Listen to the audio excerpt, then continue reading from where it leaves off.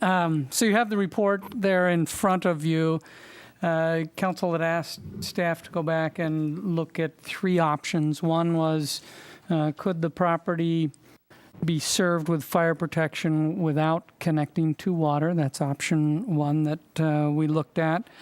Another option was, could the property, or could we make changes to the land development code to allow Beit Am to connect to the water system, and not Beit Am specifically, but properties similarly situated.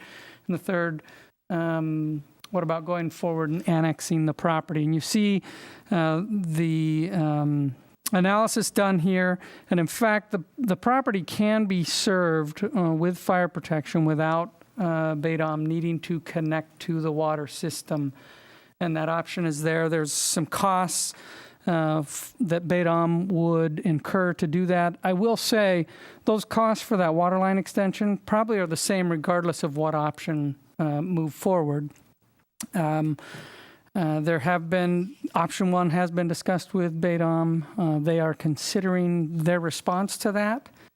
But from a staff perspective, since there is an option to let the project move forward and address the fire protection, staff would continue to recommend that we do not make LDC changes or municipal code changes, charter changes to allow water connections outside city limits.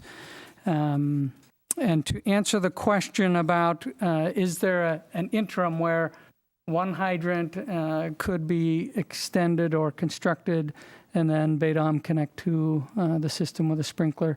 That really doesn't work as an option because that does require connection to the water system. So again, the report's before you. We'll wait for any response from Beit Am, but we have an option for them to move forward. So it's for your information.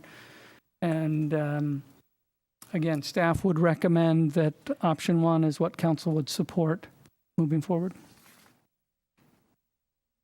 So questions on the staff report? Further clarification, Councilor Glassmeyer? Option 1, one of the hydrants located on private property, is that right? Is that okay? I mean, is that going to work? Yes. Right, that's a little more It would be, and ultimately that property to the west, as it develops, there'll be actually access there. Circle Boulevard will be extended, and there'd be fire department access to the hydrant there. Until that time, the fire department would have to access that, I believe, by going up the driveway of the Beit Am development. But they could access it, hydrant, assuming it's in an easement, which would be required. The hydrant to the east on city land? I believe it's on private property also, or is it on Beit Am property? Well, I guess either way, it's private property.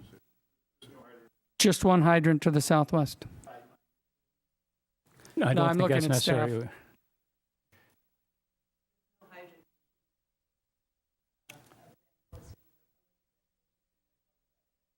Thank you. So in case I didn't get on the microphone, for the recording, the staff clarification was that the hydrant to the east is an existing hydrant on Elizabeth that is in public right-of-way and not on private property. Other questions? Councilor Bronner? This is more of a comment than, I certainly concur, as I said before, with the staff concern that we should proceed with exploring option 1, and it's really in Beit Am's hand if they want to take advantage of that particular option. I think option 2 is, in my opinion, is off the table. I would not support option 2 as changing the land code. I think it opens up too much of a can of worms, as I said before. And the city initiated annexation, I think, is, again, that's an option that if Beit Am wants to annex, they can go through that process and make the request.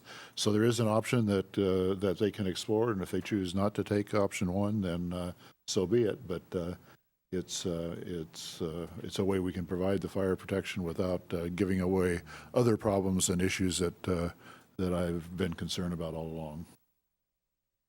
Okay. Other questions or comments? If not, let's move on to the standing committee reports.